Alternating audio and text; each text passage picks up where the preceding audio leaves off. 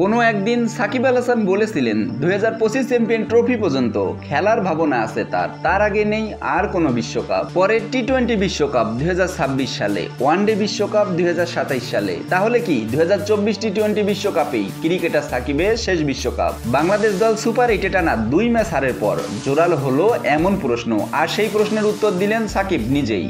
যদিও তাতে নিজের ভবিষ্যৎ পরিকল্পনা নিয়ে ধোঁয়াশাই রেখে দিয়েছেন কিংবদন্তি এই ক্রিকেটার।